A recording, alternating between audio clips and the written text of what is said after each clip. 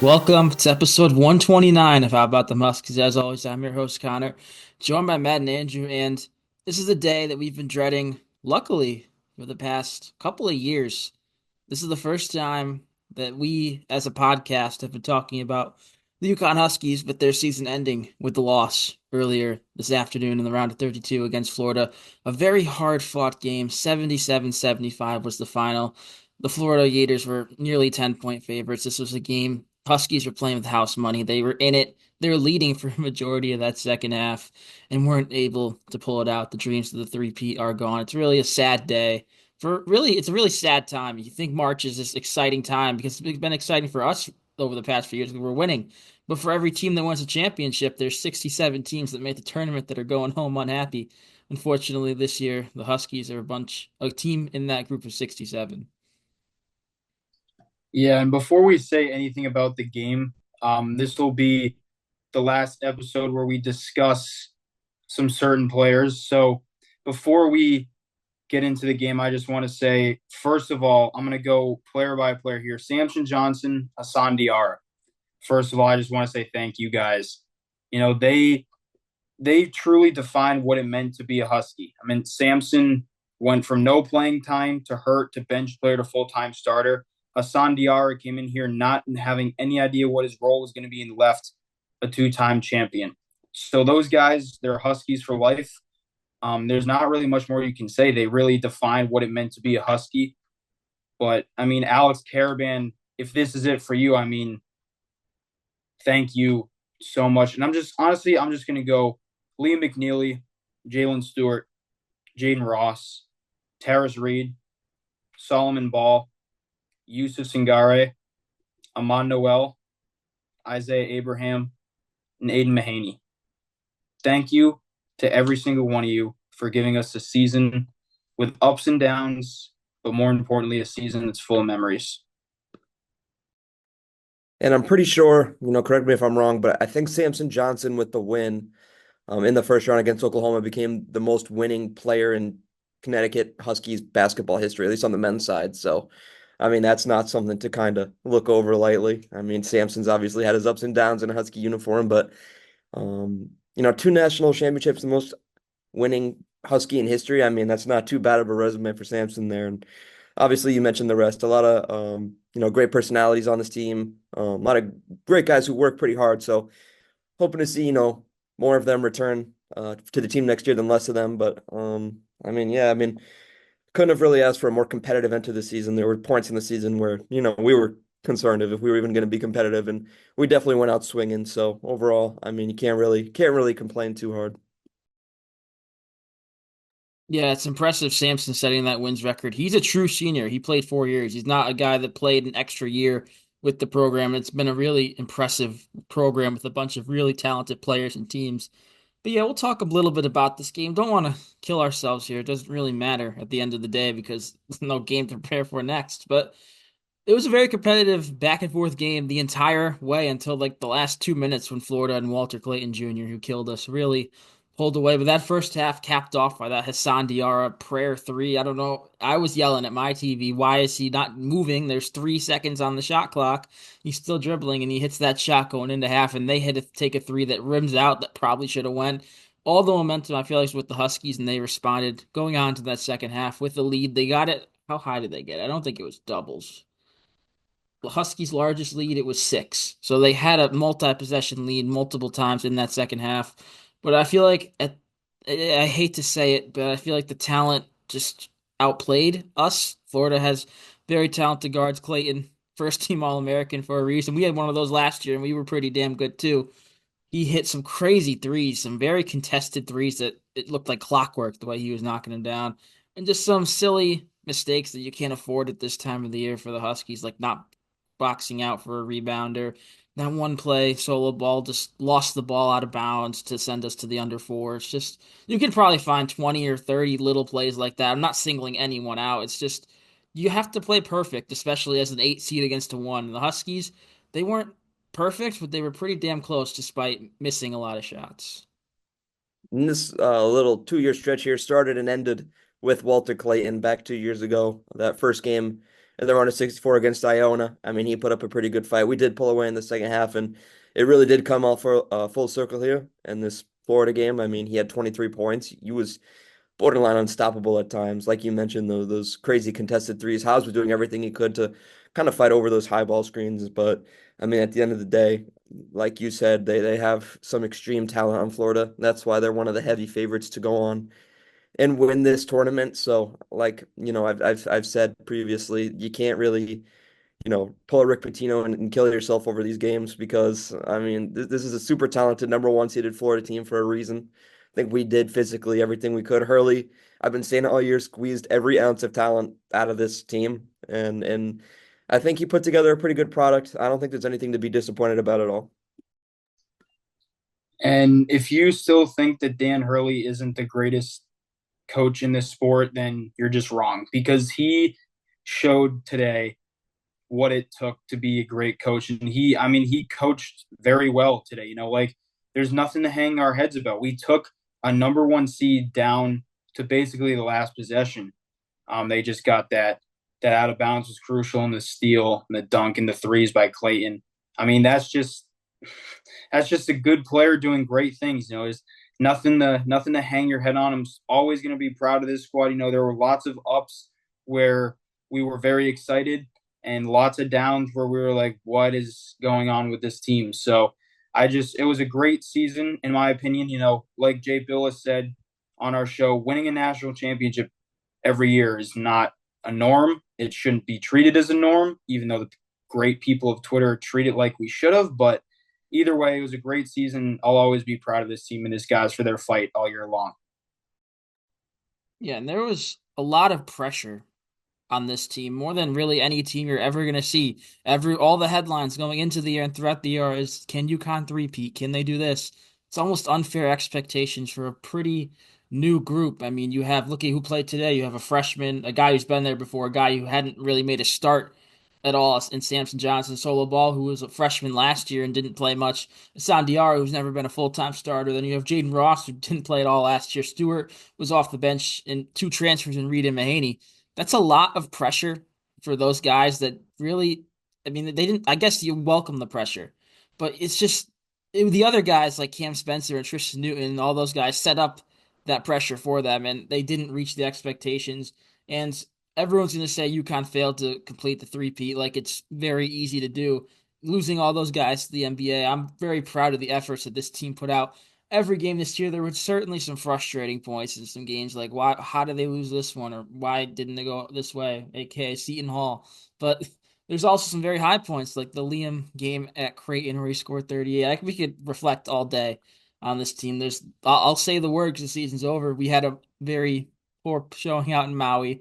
We usually don't say that word on this show, but there's just so many positives, so many negatives. I feel like a pretty normal season. You're not going to have 37-3 every year. I feel like 24-11. Most programs around the country, especially in the Big East, would take 24-11 and winning an NCAA tournament game, especially in an 8-9 setting against a team that's not a mid-major like Oklahoma. But I don't know. I'm just kind of rambling on. This isn't really a formal like back and forth episode. You guys, what else you guys want to talk about here? Just we're gonna try to stay away from the portal and coaching changes. We'll save that for when it's time. I feel like that's a little too fresh, but I'll let you guys just talk about whatever. It's a little comforting. I'm looking forward a little bit, but I'm not really going to talk about much. But comforting knowing that, Dan Hurley's your coach. I don't see any lucrative positions opening up anytime really soon. I mean, if the Knicks decide Thibodeau isn't good enough, that would be a little scary. But I mean, I feel like pretty positive that Hurley's going to be back. And I really feel like that's all that matters. You have a very talented group of freshmen coming in, and I mean, like I said, it's a little bit comforting knowing that, you have a coach who knows what he's doing in March. There's a lot of teams that can't say that, and a lot of teams Marquette that can't say that they have a coach that really has shown much recently. But it is comforting knowing that Dan Hurley is your coach. You have a great class of freshmen coming in. I'm sure, he's going to make moves in the portal, but might lose some assistance, but having Hurley, I feel like is the main thing, and he's going to bring in the right guys.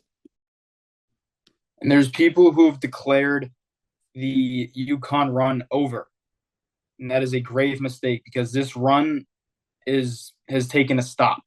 It's not over.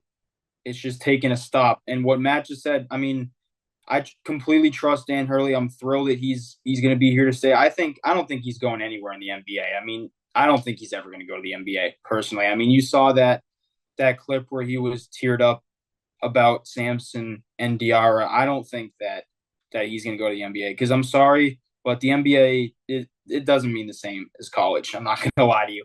It doesn't have this meaning. If Dan Hurley lost in the Eastern Conference Finals, he wouldn't be choking up and saying, "Oh man, I these guys, LeBron's family to me." He wouldn't be saying that. He took these guys in, they trusted him, and he made them both into great basketball players. But this run is not over. It's taken a halt. Someone else is going to win this year. But if you think we're not going to be right back in the spot we were in last year or next year, you're wrong.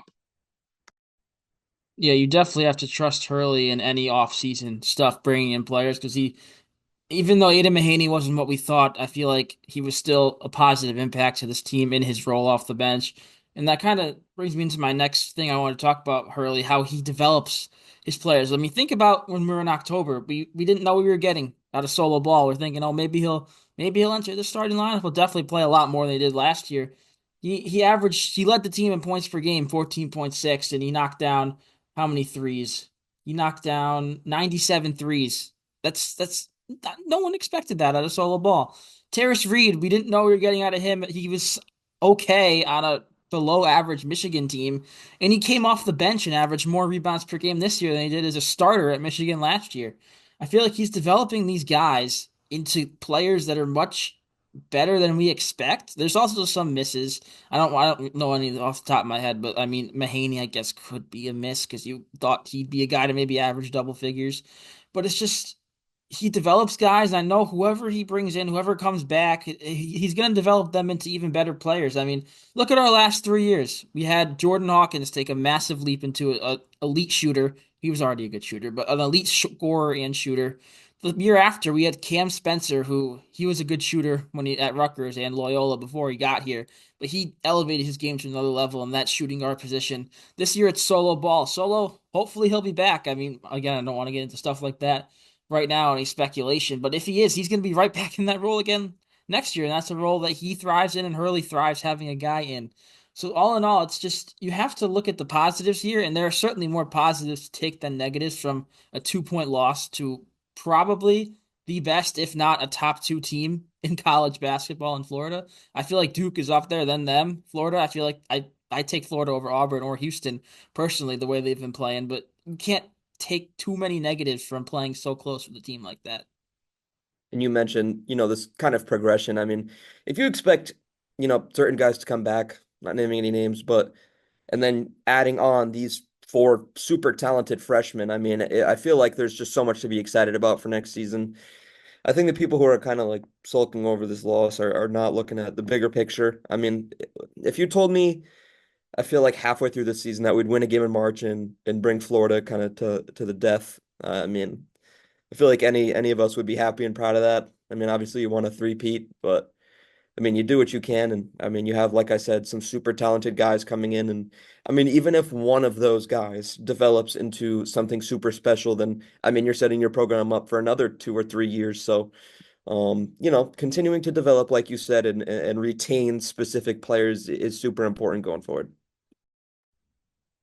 And also, I feel like the worst part about losing, and we haven't really seen, is the emotions from the players after the game. I'm seeing these clips surface of Caravan. He's crying. Solo had a clip where he could barely get words out with the camera in his face, all upset, thanking all of his teammates. It's the dark side of March. I mentioned it earlier, 67 teams that hear their name on Selection Sunday end with tears, end with a loss. And we've been fortunate enough to be the team hoisting the trophy the past couple of years. And we'll be back, like Andrew said, but it definitely stings the program right now. And Andrew said a quote a couple weeks ago that kind of stuck with me.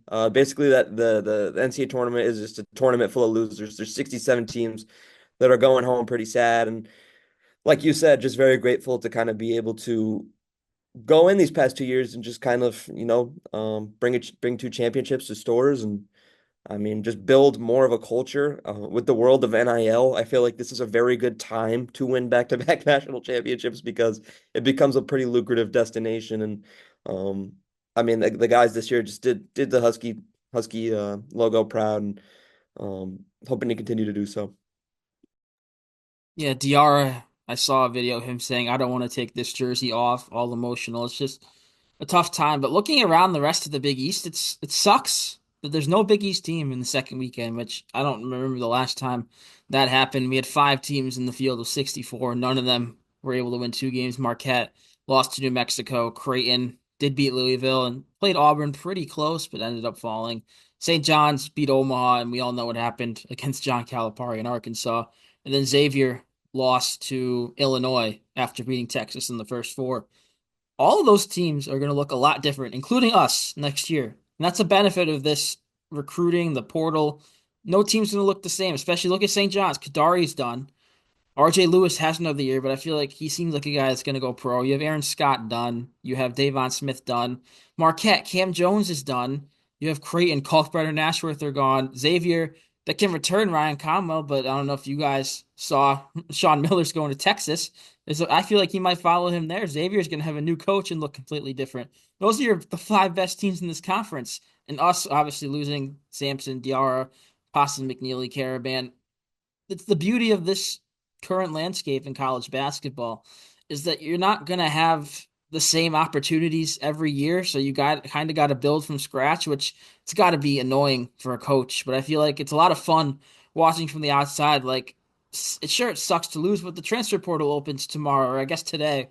By the time you're listening to this, there's going to be a lot of movement, a lot of rumors going around. I love that watching as a college basketball fan.